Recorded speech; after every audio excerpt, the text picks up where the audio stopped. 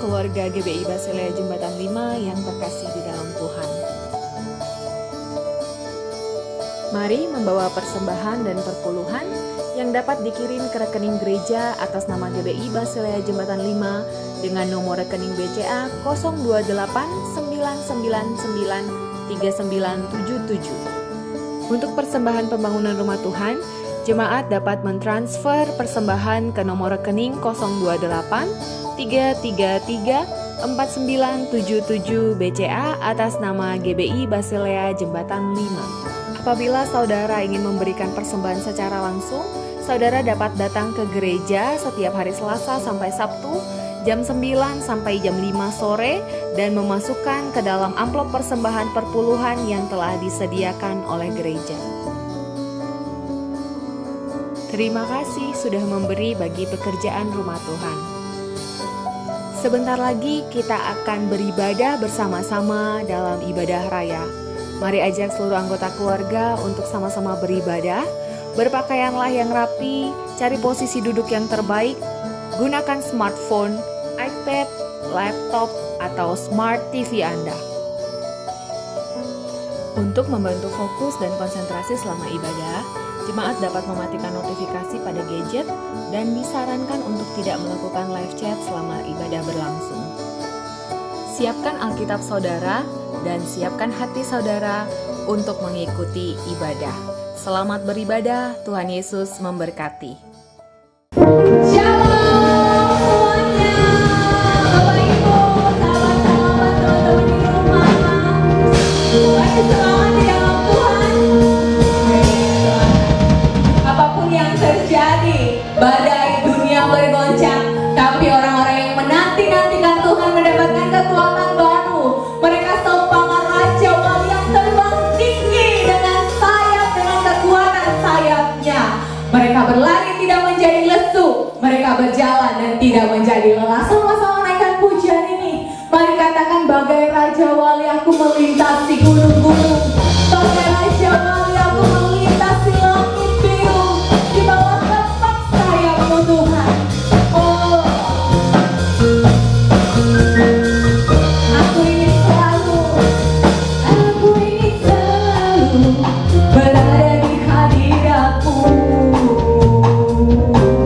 Aku ingin selalu berlindung dalam namamu, di bawah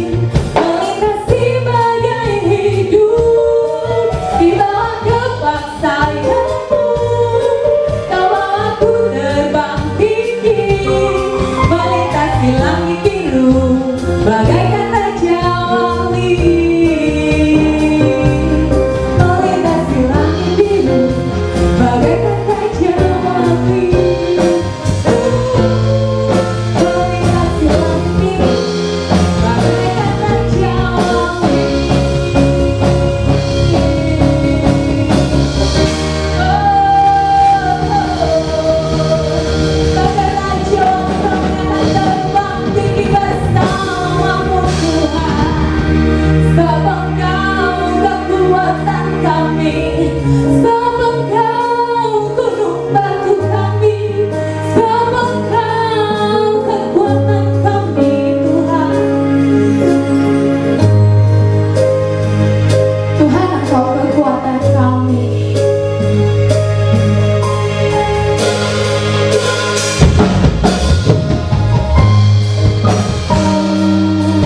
Bersamamu kami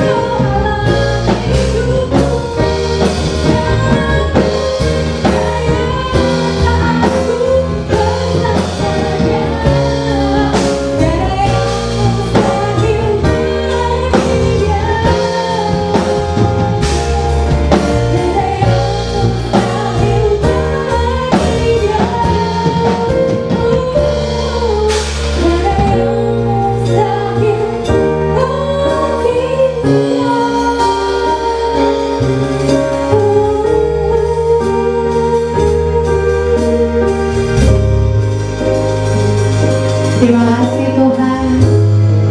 Kami percaya bahwa Engkau memberikan kami kekuatan baru. Dengan firman-Mu Engkau menguatkan dan membangkitkan kami. Engkau kuatkan spirit kami, Engkau bangkitkan spirit kami di dalam-Mu Tuhan. Dan kami percaya ada kekuatan baru yang kami terima Tuhan. Firman-Mu yang akan disampaikan melalui hamba-Mu, biar itu jadi satu kekuatan ekstra, jadi satu kekuatan lagi dalam hidup kami Tuhan. Dan biar Engkau selalu menerangkan dan Roh Kudus bantu kami Tuhan untuk kami melakukan firman-Mu dalam kehidupan kami. Terima kasih Tuhan, terima kasih. Kami bersyukur Engkau baik, kami bersyukur Engkau pelihara hidup kami bersyukur Engkau bawa kami terbang tinggi melalui segala badai kehidupan kami. Kami siap dengan firman-Mu di dalam nama Tuhan Yesus. Kami berdoa. Haleluya. Amin. Shalom Bapak Ibu Saudara dikasih oleh Tuhan, selamat pagi. Tuhan ada di tengah-tengah kita untuk memberkati ibadah kita hari ini. Saya sudah pernah menyampaikan beberapa tema khotbah saudara, dan saya berharap saudara masih ingat ya tema-tema khotbah yang saya sampaikan. Saudara ingat saya pernah sampaikan tentang Selah ya, bagaimana kita nggak boleh terus sibuk-sibuk kerja pelayanan tanpa istirahat di kaki Tuhan, tanpa bersaat teduh ya, memohon kekuatan yang baru dari Tuhan dan terus merenungkan Tuhan. Lalu saudara, saya pernah sampaikan tentang insight ya, bagaimana kita mendengar suara Tuhan, suara Roh, bagaimana kita dalam kehidupan keseharian kita, dalam segala pengambilan keputusan kita ya, kita mesti peka saudara untuk mendengar suara Roh.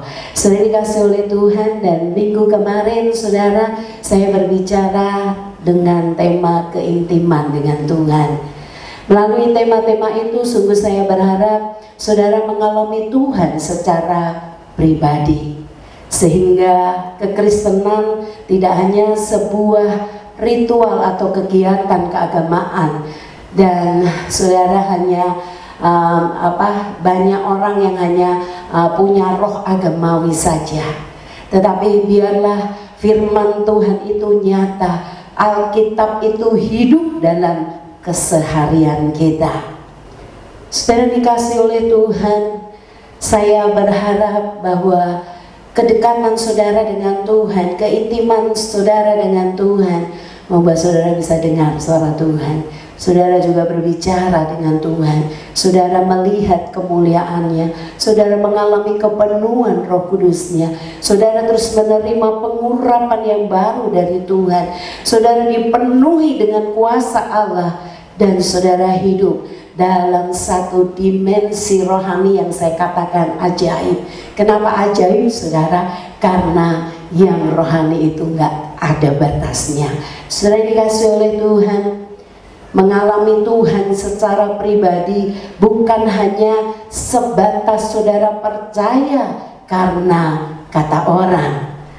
Banyak orang yang hanya tahu, punya pengetahuan tentang Allah, bahwa oh Allah itu baik, oh dia maha kuasa, oh dia maha baik, dia penolong, saudara, dia dia yang bisa mengampuni dan lain sebagainya.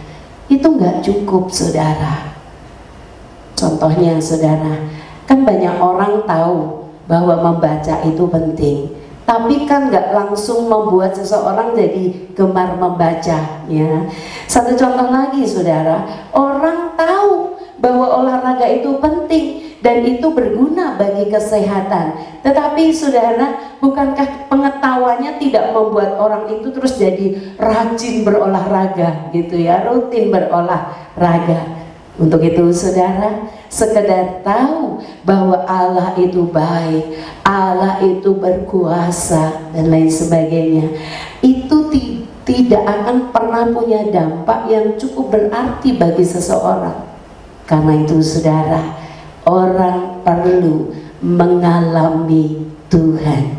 Sudah dikasih oleh Tuhan, Ayub 42 ayat 5, di sana Ayub katakan bahwa dulu saat dia makmur, saat harta bendanya banyak, saat anak istrinya, saudara, yang anak-anaknya masih hidup, ya dia dihormati dalam kemakmuran yang dia alami. Dia katakan, dulu aku tahu engkau Allah itu dari kata orang. Sudah dikasih oleh Tuhan. Bukankah banyak orang-orang yang mengalami Tuhan, yang merasa bahwa Tuhan itu ada, itu kalau dalam keadaan senang, dalam keadaan makmur, dalam keadaan wah keinginannya tercapai, doanya rasa-rasanya dijawab sama Tuhan, minta ini dikabulkan, minta itu ada, saudara. Maka orang itu bilang, oh Tuhan ada. Tetapi saudara, bagaimana kalau yang terjadi sebaliknya? Saudara dalam keadaan miskin, gak punya apa-apa, saudara dalam penderitaan sakit yang panjang, saudara pencobaan datang bertubi-tubi dalam hidup saudara, ya masa sulit yang seperti ini, saudara, bagaimana? Saudara dikasih oleh Tuhan. Ayub 42 ayat 5 di sana katakan, dulu waktu aku masih jaya, waktu aku makmur, waktu hidupku senang, aku gak kekurangan, aku sehat. Ya, dulu aku tahu engkau, mengenal engkau, itu hanya dari kata orang. Tetapi ayat selanjutnya Ayub katakan, setelah dia mengalami pengalaman hidup yang begitu luar biasa, saudara, ya situasi yang begitu sulit, saudara, ada banyak penderitaan yang harus dia lalui. Dia bisa katakan, sekarang nih aku baru tahu engkau, baru mengenal engkau, baru ngerti engkau yang sesungguhnya. Dulu aku hanya tahu engkau dari kata orang, tetapi sekarang aku mengalaminya sendiri. Ayub mengalami Tuhan saat dia melewati pengalaman hidup yang begitu luar biasa, saudara. Sudah dikasih oleh Tuhan. Melalui itu Ayub mengenal Tuhan secara pribadi. Bagaimana dengan saudara? Bagaimana saudara? Apakah saudara seperti Ayub? Sejak jadi orang percaya, sejak jadi orang Kristen, apakah engkau hanya mengenal Tuhan, mengalami Tuhan hanya dari kata orang, kesaksian orang? Sudah dikasih oleh Tuhan. Iya, hari ini saya akan berbicara dengan satu tema khotbah, yaitu mendengar suara Tuhan. Ini merupakan bagian dari mengalami Tuhan dalam kehidupan kita. Sudah dikasih oleh Tuhan. Ayat 40 ayat 1 di sana dengan jelas dituliskan, Tuhan bicara dalam badai bergelora. Sudah dikasih oleh Tuhan. Mendengar suara Tuhan ini luar biasa, saudara. Ternyata Tuhan bicara dalam badai yang bergelora. Banyak yang berkata bahwa itu saya pengen loh dengar suara Tuhan. Ya, saya pengen banget dengar suara Tuhan. Gimana sih mendengar suara Tuhan itu? Ya, sudah dikasih oleh Tuhan. Sebetulnya masalah kita bukan bagaimana mendengar suara Tuhan, namun bagaimana mengenali suara Tuhan. Sekali lagi saudara, masalahnya ada di bagaimana mengenali suara Tuhan, bukan bagaimana mendengar suara Tuhan. Kenapa saudara? Karena Tuhan selalu berbicara kepada kita lewat apapun. Perjuangan kita adalah mengenal suara Tuhan, mengenali suaranya. Kita akan melihat dalam satu kisah yang luar biasa dalam Kejadian 15 ayat 2 sampai 4 ya. Kejadian 15 ayat yang ke 2 sampai ayat yang pertama. Saya mulai ayat yang pertama. Kemudian datanglah firman Tuhan kepada Abram dalam suatu penglihatan. Janganlah takut Abram, akulah perisaimu, upahmu akan sangat besar. Abram menjawab, ya Tuhan Allah, apakah yang akan engkau berikan kepadaku? Karena aku akan meninggal dengan tidak mempunyai anak, dan yang akan mewarisi rumahku ialah Eliezer orang Damsyik itu. Lagi kata Abraham, engkau tidak memberikan kepadaku keturunan, sehingga seorang hambaku nanti menjadi ahli warisku. Perhatikan ayat 4. Tetapi datanglah firman Tuhan kepadanya, demikian, orang ini tidak akan menjadi ahli warismu, melainkan anak kandungmu, dialah yang akan menjadi ahli warismu. Kita lanjut lebih dulu, Kejadian 16 ayat 1 sampai ke 2. Adapun Sarai istri Abraham itu tidak beranak. Ia mempunyai seorang hamba perempuan orang Mesir, Hagar namanya. Berkatalah Sarai kepada Abraham, engkau tahu Tuhan tidak memberi aku melahirkan anak. Karena itu baiklah hampiri hambaku itu, mungkin oleh dialah aku dapat memperoleh seorang anak. Dan Abraham mendengarkan perkataan Sarai. Setelah dikasih oleh Tuhan sudah berbicara kepada Abraham bahwa keturunanmu lah yang akan mewarisi semua yang menjadi milikmu. Engkau akan punya anak. Tetapi di pasal 16, saudara, ya anak itu belum ada juga, sehingga Sarai bilang sama Abraham, ya Abraham, ya mungkin anak kandung itu tidak dari rahimku, ya, tetapi lihat itu Hagar, ya hambaku perempuan. Ya, mungkin kita dapat anak kandungmu itu dari dia. Ya. Lalu Abraham mengikuti apa yang dikatakan Sarai. Sudah dikasih oleh Tuhan, mereka salah menerjemahkan apa yang menjadi suara Tuhan. Ya, mereka salah dalam menerjemahkan apa yang sesungguhnya Tuhan kehendaki. Ya, saudara, akhir dari semuanya itu adalah sampai saat ini kesalahan itu masih berdampak, saudara, akibat ya salah dengar, ya menerjemahkan firman Tuhan, menerjemahkan suara Tuhan yang datang dalam kehidupan mereka. Saudara, ada beberapa contoh salah terjemahan dalam sebuah kehidupan ini. Saya akan memberikan beberapa contohnya. Yang pertama, saudara, tentang panggilan untuk menjadi hamba Tuhan.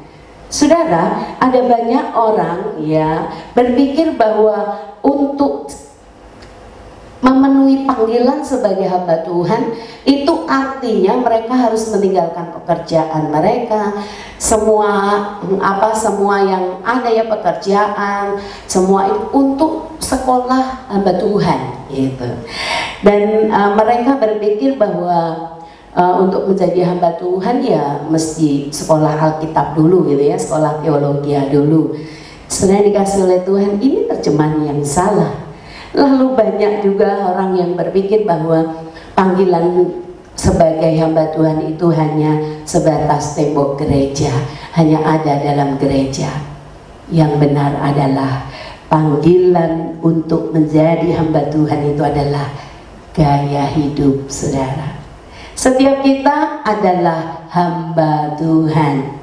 Setiap kita punya panggilan untuk menjadi hamba Tuhan. Ya, artinya saudara, setiap kita harus punya gaya hidup hamba Tuhan. Ya, yang taat, yang tunduk kepada tuannya, yang hanya terus matanya melihat kepada tuannya, yang hidup dengan kerendahan hati, yang hidup dengan melepaskan hak kita, saudara. Itu gaya hidup hamba Tuhan. Selanjutnya, saudara, ada yang salah menerjemahkan tentang masa penuaian. Kalau mendengar masa penuaian, saudara, maka bayangan kita atau yang ada dalam pikiran kita adalah semua jadi Kristen. Ya, semua jadi Kristen. Gereja harus penuh, gereja harus penuh dengan orang-orang Kristen, saudara. Itu masa penuaian. Padahal, saudara, masa penuaian adalah masa di mana ya sebanyak mungkin kita memenangkan jiwa untuk jiwa ini menerima Yesus, mengenal Yesus, bukan untuk memenuhi gereja, saudara. Masa pemenuhan adalah masa untuk mempersiapkan, saudara, ya, tuayan yang ada, jiwa-jiwa yang ada untuk menyambut kedatangan Tuhan, untuk mereka mempersiapkan diri mereka menjadi mempelai Kristus. Selanjutnya, saudara, satu terjemahan yang salah dalam kehidupan adalah ketika firman Tuhan katakan bahwa Tuhan mencari murid, itu benar. Tetapi saudara, akan menjadi salah apabila hanya mengadakan kelas pendalaman Alkitab untuk memuridkan seseorang dan menjadi murid kalau sudah selesai modul, ya, dalam kelas pendalaman Alkitab tersebut. Sudah dikasih oleh Tuhan, pemuridan adalah gaya hidup. Pemuridan, menjadi murid adalah merupakan gaya hidup kita sehari-hari. Bagaimana seorang murid adalah mendengar apa yang dikatakan gurunya, mengikuti teladan gurunya. Siapa guru kita? Tidak lain daripada Tuhan Yesus Kristus. Dia adalah teladan yang harus kita ikuti. Apapun yang dia lakukan, kita akan lakukan dalam kehidupan kita sehari-hari. Itulah pemuridan yang sesungguhnya. Sudah tidak salah untuk masuk ke kelas pendalaman Alkitab, tetapi kan tidak cukup hanya menyelesaikan modul, saudara. Karena yang sesungguhnya adalah kita harus jadi murid, ya, yang mau dengar-dengaran, yang mau belajar, yang mau mengikuti teladan dari guru kita yang agung, yaitu Tuhan Yesus Kristus. Contoh selanjutnya, saudara, soal mentoring.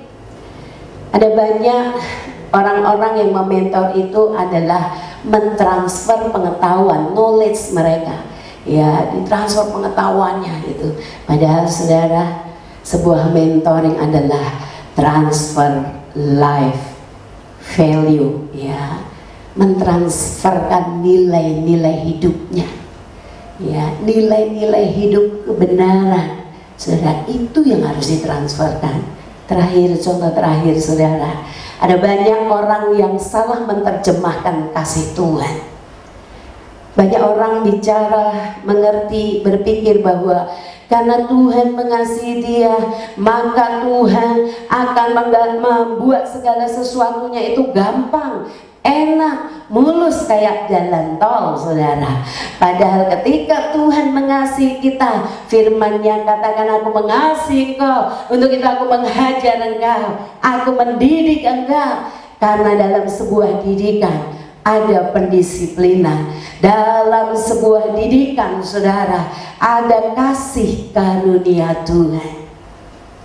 Yang terakhir, hal terakhir yang akan saya sampaikan adalah bagaimana caranya untuk kita mengerti, memahami suara Tuhan dengan benar, supaya nggak salah-salah kayak contoh yang saya berikan tadi, saudara. Ya, salah menerjemahkan, ya, apa yang menjadi kehendak Tuhan, suara Tuhan itu dalam kehidupan kita. Yang pertama, saudara, kita harus mengerti bahasa Tuhan.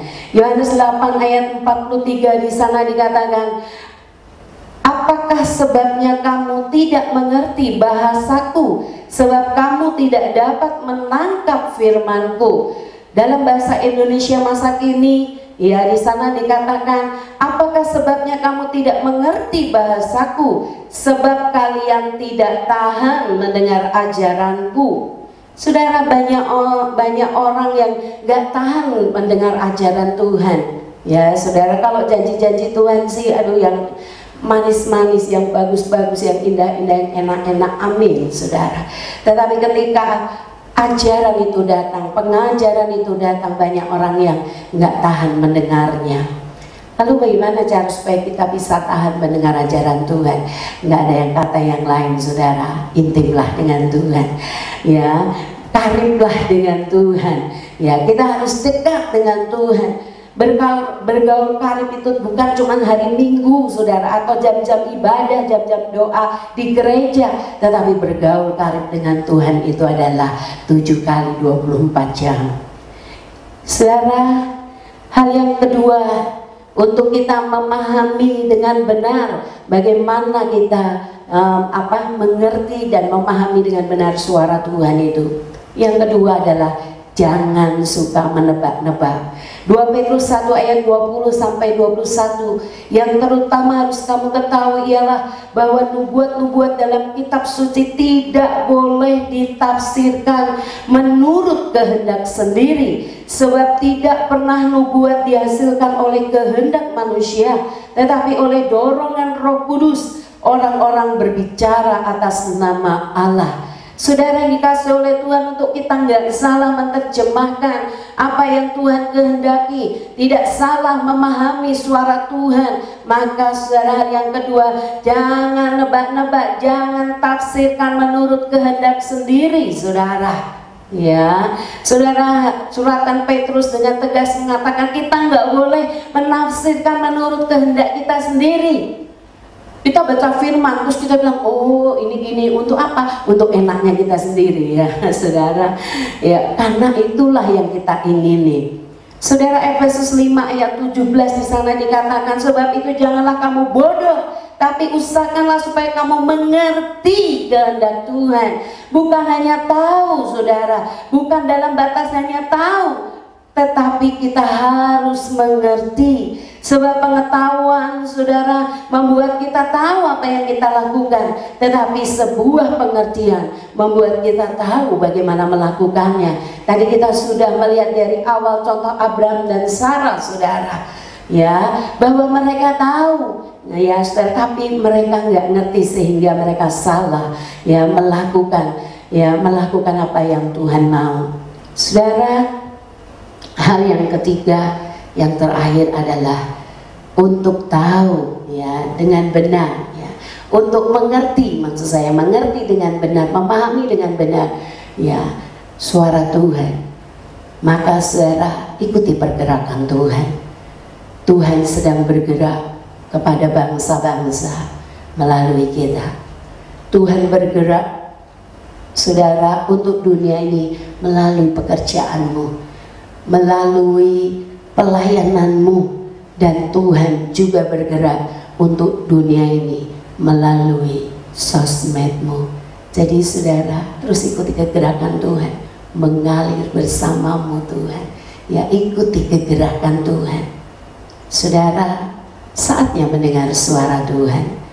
Jangan cuma senang dengar kesaksian orang, tapi mari mengalami sendiri Tuhan dalam hidupmu. Sebab saudara, sudah waktunya, sudah saatnya untuk engkau menjadi dewasa dan memahami setiap wahyu, setiap firman yang disampaikan kepadamu. Amin untuk kebenaran firman Tuhan. Tuhan memberkati. Saya percaya saudara semua mendapatkan kekuatan baru daripada Tuhan. Mari tinggikan namanya, kita akhiri ibadah kita pada siang hari ini. Dimuliakan hanya nama-Mu Tuhan.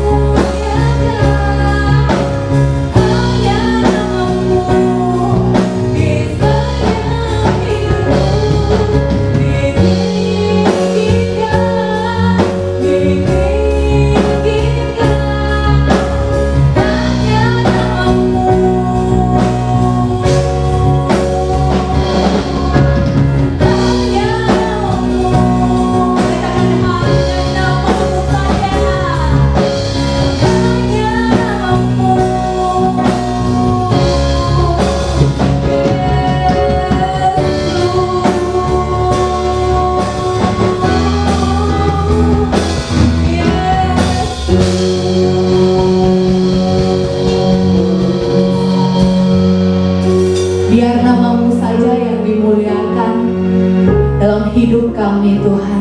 Biar nama-Mu saja yang ditinggikan di dalam hidup kami.